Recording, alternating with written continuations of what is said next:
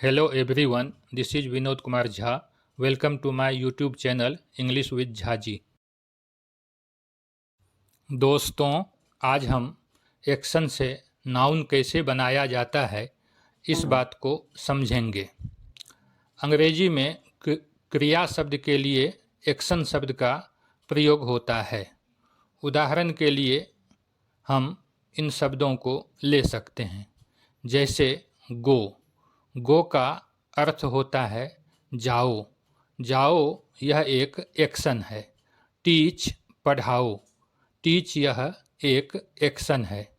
ईट खाओ यह एक एक्शन है। इसी तरह से कुक अर्थात खाना पकाओ यह भी एक एक्शन है। इन एक्शन से हम जब नाउन बनाते हैं तो इन एक्शन से पहले यानी कि B1 से पहले टू का प्रयोग करते हैं। जैसे टू गो का हिंदी अर्थ होता है जाना। जाना यह एक नाउन है। टू टीच पढ़ाना एक नाउन है। टू ईट खाना एक नाउन है। टू कुक खाना पकाना यह एक नाउन है। जब हम एक्शन से नाउन बना लेते हैं तो उस नाउन का हम सब्जेक्ट के रूप में या ऑब्जेक्ट के रूप में प्रयोग कर सकते हैं। उदाहरण के लिए देखें, सब्जेक्ट के रूप में टू टीच यानी कि पढ़ाना इज नॉट ईजी, आसान नहीं है। To teach is not easy, पढ़ाना आसान नहीं है। अब ऑब्जेक्ट के रूप में इसका प्रयोग देखें, आई लाइक टू टीच, मुझे पढ़ाना पसंद है। इसी तरह से हम V1 के साथ ING का प्रयोग करके भी एक्शन को नाउन बना सकते हैं। जैसे गोइंग, गो यह B1 है। गो यह एक्शन है। गो के साथ ING का जब हम प्रयोग करते हैं तो गोइंग बनता है, जिसका हिंदी अर्थ होता है जाना। इस प्रकार से गोइंग या जाना एक नाउन है। टीचिंग यानी कि पढ़ाना यह एक नाउन है। ईटिंग खाना एक नाउन है। कुकिंग खाना पकाना यह एक नाउन है। अब इन नाउन का हम सब्जेक्ट के रूप में कैसे प्रयोग कर सकते हैं, उदाहरण से देखें। Teaching is a good job, पढ़ाना एक अच्छा काम है।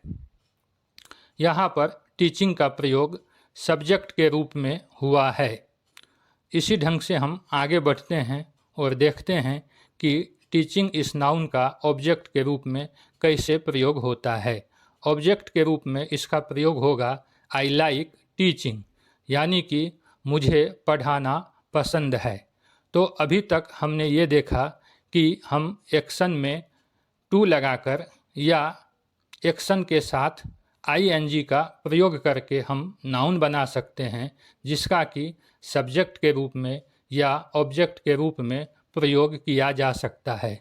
यहाँ ध्यान देने योग्य बात यह है कि टू एक्शन से पहले लगाया जाता है तथा ING एक्शन के बाद में लगाया जाता है।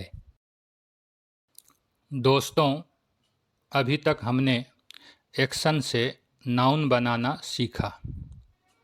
हमने सीखा कि एक्शन से पहले टू लगाकर या एक्शन के बाद ING का प्रयोग करके हम नाउन बनाते हैं। किंतु कुछ क्रियापद ऐसे होते हैं, कुछ एक्शन ऐसे होते हैं जिनके साथ हम V+ING यानी कि एक्शन के साथ ING लगाकर बने हुए जो नाउन है उसी का ही केवल ऑब्जेक्ट के रूप में प्रयोग कर सकते हैं, न कि 2+B1 से बने हुए नाउन का। B+ING से बने हुए नाउन को हम जेरंड के नाम से भी जानते हैं। ना बंद करो। इसी तरह स्टार्ट के साथ जब हम एक्शन से बने हुए ऑब्जेक्ट का प्रयोग करेंगे तो वह ऑब्जेक्ट V+ing से बने हुए नाउन ही होना चाहिए, यानी कि जेरंड होना चाहिए। जैसे कि स्टार्ट राइटिंग, लिखना आरंभ करो। स्टार्ट रनिंग, दौड़ना आरंभ करो। स्टार्ट स्पीकिंग, बोलना आरंभ करो।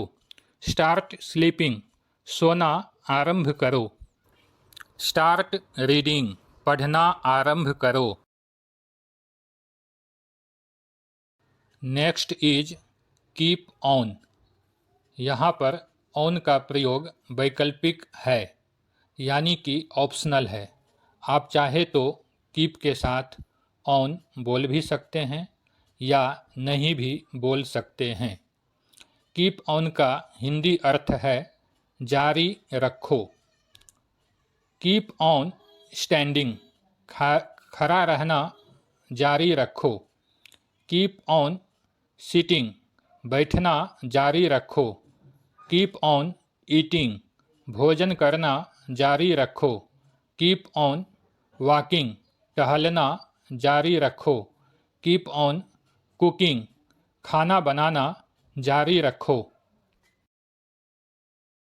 Next is give up. Give up का हिंदी अर्थ है छोड़ दो। Give up chewing a pencil, pencil चबाना छोड़ दो। गिव अप च्यूइंग टोबैको, तंबाकू चबाना छोड़ दो। Give up laying on bed, बिस्तर पर लेटना छोड़ दो। Give up eating junk food, junk food खाना छोड़ दो। Give up tearing papers, paper फाड़ना छोड़ दो। आज मैंने आप लोगों को 4 एक्शन के साथ जेरंड का प्रयोग करना सिखाया है। इसके अतिरिक्त भी बहुत से ऐसे एक्शन हैं जिनके साथ ऑब्जेक्ट के रूप में केवल जेरंड का ही प्रयोग होता है। उन सभी को मैं आपके समक्ष शीघ्र ही प्रस्तुत करूंगा। यदि मेरा वीडियो आप लोगों को अच्छा लगे तो please like, share and comment my video. Don't forget to subscribe my channel. Thanks for watching.